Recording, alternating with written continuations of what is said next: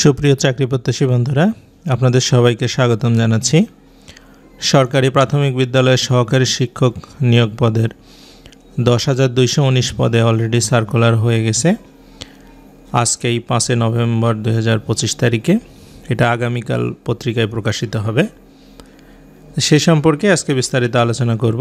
প্রথম ধাপে রাজশাহী, রংপুর, সিলেট, খুলনা, বরিশাল ও ময়মনসিংহ বিভাগের পরীক্ষা হবে। তো এইটা প্রথম আলোতে আজকে 5 নভেম্বর অনলাইন ভার্সনে বিকেল 6:55 এটা প্রকাশিত হয়েছে যে সহকারী শিক্ষক নিয়োগ বিজ্ঞপ্তি পদ 10,219 প্রথম ধাপে 6 বিভাগে। তো সেখানে বলা হয়েছে যে আপনার সরকারি প্রাথমিক বিদ্যালয়ে 10,219 পদের নিয়োগের বিজ্ঞপ্তি আজ প্রকাশিত হয়েছে, অর্থাৎ 5 নভেম্বর। প্রথম ধাপে মোট রাজশাহী, রংপুর, সিলেট, খুলনা, বরিশাল এবং ময়মনসিংহ বিভাগে শূন্য পদের বিপরীতে নিয়োগ বিজ্ঞপ্তি প্রকাশ করা হয়েছে, যেটা আগামীকালকে পত্রিকায় প্রকাশিত হবে বলে প্রাথমিক শিক্ষা অধিদপ্তরের একজন ঊর্ধ্বতন কর্মকর্তা উনি জানিয়েছেন।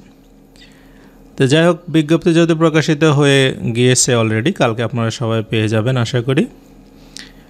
তো সেই ক্ষেত্রে আপনাদের সামগ্রিক প্রস্তুতির জন্য আমাদের চ্যানেলে প্রাথমিক সহকারী শিক্ষক নিয়োগ ব্যাচ এবং 19তম নিবন্ধন পরীক্ষা সহ যে কোনো এমসিকিউ পরীক্ষার জন্য আমরা একটা ব্যাচ ইতিমধ্যে চালু করব বলে সিদ্ধান্ত নিয়েছি, যেখানে বাংলা, গণিত, ইংরেজি, বাংলাদেশ বিষয়াবলী, আন্তর্জাতিক বিষয়াবলী, সাধারণ জ্ঞান, কম্পিউটার সহ সকল বিষয়াবলী অন্তর্ভুক্ত থাকবে।